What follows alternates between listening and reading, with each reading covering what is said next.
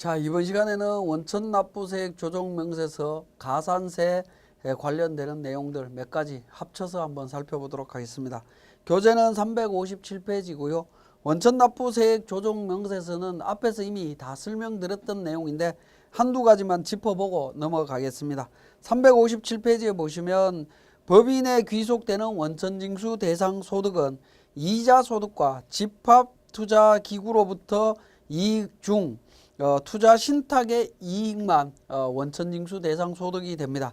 그러니까 원천납부세액 조정명세서는 대부분 금융기관으로부터 받은 이자 수익에 대한 부분만 적용이 된다라고 이해를 하시면 될 것 같습니다.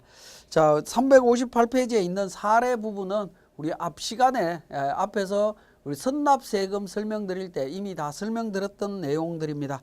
그래서 추가로 설명드리지는 않겠고요. 자, 다시 한번 말씀을 드리면 자, 원천징수 관련되는 부분을 정리를 하실 때 원천징수 의무자에 사업자 등록번호를 등록해야 되는데 거래처 등록에서 미리 등록해 놓으면 편리하다라는 부분이고요. 법인세 신고할 때 숫자 9, 10개를 입력해서 등록해도 무방하지만 이런 경우에는 지방소득세 신고할 때 문제가 생기기 때문에 반드시 사업자 등록번호 확인하실 필요가 있습니다. 그리고 지방세 납세지도 등록을 해주시면 좋겠습니다. 자, 그 다음에 가산세에 관련되는 부분입니다. 자, 가산세라고 하는 부분은 세법에 규정하는 의무의 성실한 이행을 확보하기 위해서 본세에 가산하여 징수하는 금액을 의미합니다. 자, 가산세 종류는 우리 교재 359페이지에 보시면 가산세 종류가 다양하게 있습니다. 무신고 가산세부터 시작해서 성실신고 확인 그래서 미제출 가산세까지 다양하게 있는데 우리 법인세 신고할 때 당장 적용될 수 있는 부분들을 한번 보시면 정빙불비 가산세 2% 적용이 된다라고 했던 부분이고요. 지급명세서 제출 불성실 가산세, 지급명세서는 2월 28일이나 또는 3월 10날까지 제출해야 되는 부분인데 요 기한을 놓쳤을 때 3개월 내에 제출을 하게 되면 0.5%의 가산세가 적용이 됩니다. 자, 그 다음에 계산서 합계표 미제출 가산세, 계산서 미교부 가산세 관련되는 부분이 있죠. 전자세금 전자계산서라든가 뭐 이런 부분이 될 겁니다. 자, 그런 부분에 대해서도 가산세가 적용이 될 수 있고요. 성실신고 확인서 미제출 가산세도 적용이 됩니다. 5% 적용이 된다라는 겁니다. 자, 지금 여기에 칠판에 이렇게 나열되어 있는 이 정도의 가산세는 우리 법인세 신고할 때 이번 3월 달에 법인세 신고할 때 실제 적용될 수 있는 사례들이기 때문에 내용을 살펴보셔야 되고 무신고 가산세라든가 신고 불성실 가산세는 3월 달에 우리가 정확하게 잘 신고를 하면 가산세가 나오지 않습니다. 이번 법인세 신고할 때 바로 적용해야 되는 내용들만 한번 챙겨봤습니다. 자, 가산세 감면 규정 361페이지에 감면 규정이 있습니다. 자, 이 경우에 신고 불성실 가산세나 기한 후 신고 때 무신고 가산세 감면에 대한 규정이 요약되어 있습니다. 참고로 한번 보시면 되겠습니다. 자, 교재 363페이지에 최저한세 조정 명세서에 대한 부분입니다. 자, 최저한세는 조세 정책상의 목적을 달성하기 위해서 세액공제나 감면이 적용이 되지만 이 세액 감면이나 세액 공제가 과도하게 적용이 되다 보면 세액 부담의 형평성이나 세제의 중립성, 재정 확보 측면에서 좀 문제가 발생할 수 있습니다. 그래서 최소한의 세금을 납부할 수 있도록 규제하는 내용이다라고 이해를 하시면 되겠습니다. 자, 최저한세 적용 대상 법인은 9% 또는 12%의 낮은 세율이 적용되는 조합 등의 당기순이익 과세 법인을 제외한 모든 법인의 각 사업년도 소득에 대해서 적용을 합니다. 자, 각 사업년도 소득에 대해서 적용을 한다라는 거 기억하시고요. 적용 대상 세액은 내국법인의 각 사업년도 소득에 대한 법인세입니다. 법인세와 외국 법인의 국내 원천 소득에 대한 법인세, 종합과세 되는 경우에만 적용이 됩니다. 이 세액을 기준으로 그러니까 최저한세가 적용이 된다라고 보시면 되겠습니다. 자, 최저한세 그러니까 대상 감면은 조세특례 제한법에 의한 준비금, 그 소득공제, 비과세, 세액 감면, 세액공제 모두 최저한세 적용 대상이라고 보시면 됩니다. 조세특례제한법에서 적용되는 모든 것들이 적용이 됩니다. 자, 그러면 최저한세 계산 구조를 보면 최저한세는 둘 중에 큰 금액입니다. 각종 공제 및 감면 후의 세액과 각종 공제 감면 전의 과세표준 곱하기 최저한세율을 적용해서 둘 중에 큰 금액을 기준으로 공제를 해주겠다라는 겁니다. 자, 일반 기업의 경우에는 10%입니다. 그러니까 10%고요. 과세표준은 100억에서 1000억까지는 12%, 1000억 초과할 때는 최저한세율이 17%가 적용이 됩니다. 자, 중소기업과 사회적 기업은 7%. 자, 중소기업이 규모 초과 및 법 개정으로 유예기간이 적용되는 경우에 최초로 중소기업에 해당되지 않는 경우에는 최초로 중소기업이 해당되지 않는 과세연도 개시일부터 3년 동안 8%, 그 다음 2년 동안은 9%로 최저한세를 적용하고 있다라는 겁니다. 자, 그렇게 이해를 하시면 될 것 같습니다. 자, 최저한세를 적용하고 나면 만약에 최저한세로 인해서 조세 감면을 배제해야 된다면 어떻게 할 거냐는 건데, 회사가 임의적인 선택에 따라서 배제하는 것이 원칙입니다. 회사가 알아서 배제를 하면 되는데요. 우리 교재 365페이지에 보시면 정부에서 배제하는 순서 나와 있습니다. 특례상각비에 대한 부분부터 시작해서 소득공제나 비과세 적용 부분까지 되어 있고요. 자, 이렇게 감면이 배제가 된다라고 하면 세액공제나 감면이 배제가 된다면 처리 어떻게 하느냐? 당해 사업연도 다음 사업연도 개시일부터 5년 이내에 종료하는 각 과세연도에 2월에서 공제를 합니다. 자, 세액공제액과 2월된 미공제 세액이 중복될 때는 먼저 발생한 것부터 순차로 공제를 합니다. 순차로 공제합니다. 자, 조세 감면의 배제를 할 때 임의적인 선택에 따라서 배제를 한다라고 했죠. 그러면 해야 될 부분은 어떻게 되냐면 2월 가능한 부분, 2월 가능 세액은 감면 배제 먼저 감면 배제를 하시는 게 좋습니다. 먼저 배제를 하는 게 좋습니다.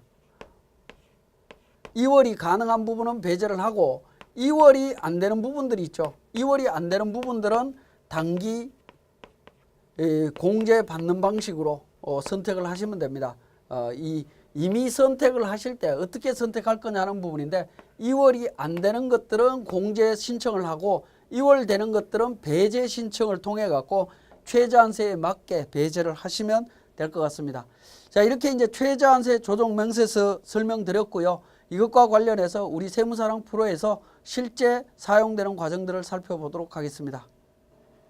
자, 교재 362페이지에 가산세 관련되는 내용이 되겠습니다. 가산세 관련되는 내용은 법인세 조정에 과세표준 및 세액계산 쪽에 보시면 세액계산 및 신고서에 가산세 계산서가 있습니다.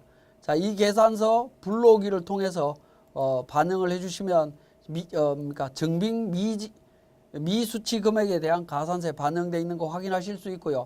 혹시 3월 달이나 2월 말에 지급명세서 또는 계산서, 전자계산서 합계표 오류가 있었거나 미제출한 부분이 있다면 반영해서 법인세 신고하시면 되겠습니다.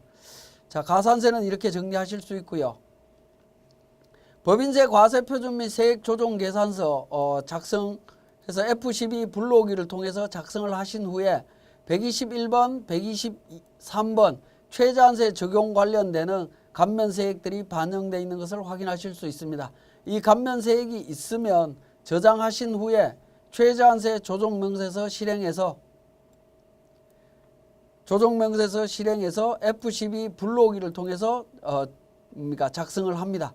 작성을 하는데 감면세액과 세액공제 금액이 자동으로 반영이 된 후에 조정감에 금액이 내용이 없습니다. 그죠? 조정감이 없다는 얘기는 최저한세 이상으로 감면 후 세액이 크다라는 겁니다. 그죠? 그렇기 때문에 조정감이 없습니다.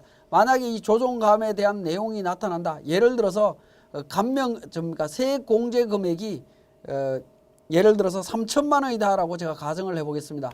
3천만 원 가정하게 되면 어떻게 됩니까? 조정감에 감면 배제 금액이 나타나게 되죠. 이 프로그램에서는 자동으로 나타납니다만은 이 부분은 2월 세액공제가 적용되는 부분만큼 우리가 인위적으로 선택해서 적용하시면 됩니다. 자, 이렇게 이제 감면이 배제되는 케이스에 해당이 된다라고 하면 공제 감면 쪽에 가셔갖고 우리 세액공제 조정명세서 쪽에서 정리를 다시 해주셔야 되겠죠. 중소기업 고용인원이 만약에 적용이 안 된다라고 하면 최저한세 적용으로 인한 미공제세액 있죠. 여기에서 배제를 시켜주시면 됩니다. 이런 형태로 작성해서 다시 최저한세 조정명세서를 계산하시면 되겠습니다. 자, 이렇게 이제 최저한세 조정명세서 내용을 살펴봤고요. 자, 자본금과 적립금 조정명세서 갑을표에 대한 부분도 한번 보도록 하겠습니다.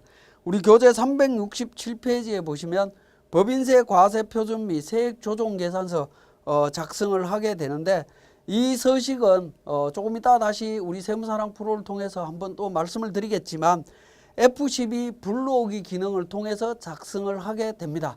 작성을 하게 되는데, 지금까지 설명드렸던 모든 세무조정에 대한 내용들이 다 법인세 과세 표준 및 세액 조정 계산서에 반영이 됩니다. 반영이 되는 구조로 되어 있는데요.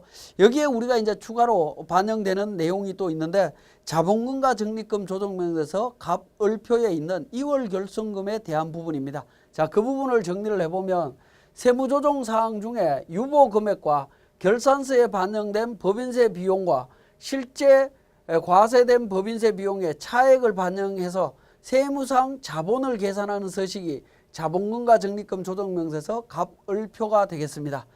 자, 자본금과 적립금 조정명세서 을 서식은 세무조정 사항 중에 유보 처분에 대해서만 관리를 하는 부분입니다. 유보에 대한 내용만 관리하는 부분이고요. 갑서식은 자본금과 적립금의 변동 내역을 관리하는 서식입니다. 즉 우리 재무상태표에 있는 자본금 있죠. 자본금의 구성 내용을 정리하는 서식이다라고 이해를 하시면 되겠습니다. 자, 그러면 이제 갑서식에 보면 결손금과 2월 결손금 내용이 나오는데요. 결손금은 입금 총액보다 송금 총액이 큰 금액입니다. 클 때 그 차액을 결손금이라고 하고, 그 결손금이 차기로 2월 된 게 2월 결손금이 되겠습니다. 자, 2월 결손금 공제 기한은 10년입니다. 10년이고요. 공제 한도는 중소기업은 각 사업년도 소득금액의 100%, 비중소기업은 각 사업년도 소득금액의 70%입니다. 과거에 80%까지 적용이 되다가 70%로 감소했습니다. 자, 그러면 이 내용을 바탕으로 우리 법인세 과세표준 및 세액조정계산서와 자본금과 적립금 조정명세서 을표, 갑표에 대한 내용 설명드리도록 하겠습니다. 교재 367페이지에 법인세 과세표준 및 세액조정계산서 부분인데요. 자, 법인조정에 보시면 세액계산 및 신고서에 법인세 과세표준 및 세액조정계산서가 나옵니다. 자, 이 계산서, 조정계산서는 F12 불러오기를 통해서 작성하시면 됩니다. 자, F12 불러오기를 통해서 작성하실 때 불러오기를 누르고 나면 여기 보라색으로 이렇게 색깔이 그러니까 변하는 난들이 있죠. 이 변하는 난들은 다른 서식에 있는 내용들을 자동으로 반영하는 부분들입니다. 그렇기 때문에 절대로 여러분들이 직접 입력하셔서 계산하시면 안 된다라는 겁니다.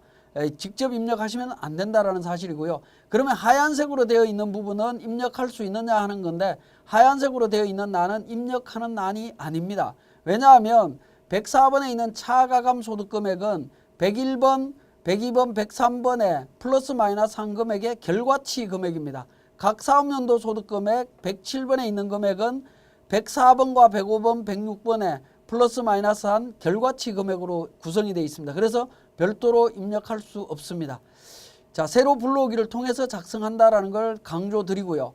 자, 유일하게 입력할 수 있는 부분은 중간 예납세액과 분납세액을 별도로 입력하실 수 있습니다. 그거 이외에는 과세표준 및 세액조정계산서에 직접 입력하는 것은 없다라고 보시면 됩니다. 만약에 직접 입력하시게 되면 나중에 오류가 발생할 가능성이 상당히 많이 있습니다. 자, 이 중에서 2월 결손금에 대한 부분입니다. 2월 결손금 5천만 원은 어디에서 반영하느냐 하는 부분인데요. 자, 법인조정의 신고 부속 수리에 자본금과 적립금 조정명세서가 있습니다. 자, 자본금과 적립금 조정명세서에 을표부터 을표, 갑표, 2월 결손금 이렇게 되어 있습니다. 자, 을표부터 정리를 하겠습니다. 자, 을표는 우리 사례 370페이지에 사례가 있습니다. 자, 이 을표와 관련되는 부분은 전기 유보 잔액과 단기에 발생된 유보 잔액, 기말 잔액으로 구성이 되어 있습니다. 자, F12 여기에서도 마찬가지로 을표에서도 F12 불러오기를 통해서 하시게 되면 전년도 금액이 자동으로 반영이 됩니다. 자, 제가 전기 을표 잔액을 한번 불러와 보겠습니다. 전년도 잔액 보면 기말 잔액 이렇게 나와 있죠. 이 부분을 F12 불러오기를 통해서 하게 되면 기초 잔액에 자동으로 반영이 된다라고 보시면 되겠습니다. 자, 그렇게 해서 을표 잔액을 을표를 계산하시면 됩니다. 단기 중 증가액은 당연히 당해 연도에 작성한 소득금액 조정 합계표에 있는 내용이 반영되는 부분입니다. 자, 갑표로 갑니다. 갑표로 가서 불러오기를 누르면 불러오기를 통해서 작성하시게 되면 보라색으로 바뀐 내용들이 우리 재무상태표에 있는 자본 항목의 내용으로 반영이 된다라고 보시면 되겠습니다. 자, 2월 결손금입니다. 2월 결손금은 발생연도와 상관없이 우리 법인세 과세 표준 계산할 때 공제되지 않고 잔액이 남아 있다라고 하면 무조건 작성을 해서 누적 관리를 하셔야 됩니다. 왜냐하면 자산 수정 이익이라든가 이런 부분들과 상계될 수 있는 여지도 있기 때문에 정리를 하셔야 되고요. 자, 이 부분도 불러오기를 통해서 작성하시게 되면 전년도부터 2월 된 2월 결손금은 자동으로 반영이 될 수 있습니다. 그래서 불러오기 기능을 활용하시면 되겠고요. 자, 13번에 단기 공제액 5천만 원이 있습니다. 이 단기 공제액은 자, 보시면 법인세법에 따른 단기 공제 대상 2월 결손금을 적대 법인세 과세 표준 및 세액 계산서에 각 사업연도 소득금액을 한도로 한다라는 겁니다. 중소기업은 각 사업연도 소득금액을 한도로 하고요. 비중소기업은 각 사업연도 소득금액의 70% 범위로 적용이 됩니다. 여기에 입력된 단기 공제액으로 입력된 금액이 법인세 과세 표준 및 세액 조정 계산서에 연결되어 있다라는 사실을 기억하셔야 됩니다. 자, 이렇게 정리를 해주셔야 정상적으로 정리를 해야 2월 결손금이나 2월 결손금 관리도 정확해질 거고 세액 계산도 정확해진다라고 보시면 되겠습니다. 우리 372페이지의 내용을 한번 보시면 자, 동그라미 6번에 2월 결손금 계산서에 세무상 2월 결손금에 대한 자료를 관리하는 곳이다 라고 이야기를 하면서 2월 결손금의 발생 연도와 상관없이 소멸되지 아니한 세무상의 2월 결손금의 발생 연도와 정갑 내역을 모두 관리해야 된다라고 되어 있고요. 동그라미 7번에 소급공제와 관련되는 부분입니다. 나중에 소급공제에 관련되는 부분 설명드리겠지만 소급공제 금액은 정기분 법인세 신고 시 발생한 결손금에 대한 소급공제 신청을 한 경우에 2월 결손금이 감소하는 거기 때문에 반드시 입력해서 관리를 하셔야 된다라는 부분 정리할 수 있습니다. 그리고 373페이지에 단기 공제액에 대한 한도 각 사업연도 소득금액의 100%, 각 사업연도 소득금액의 70%, 중소기업 외법인은 70%라는 것을 정리하고 있습니다. 자, 여기까지 자본금과 적립금 조정명세서 작성에 대한 부분 설명을 드렸습니다.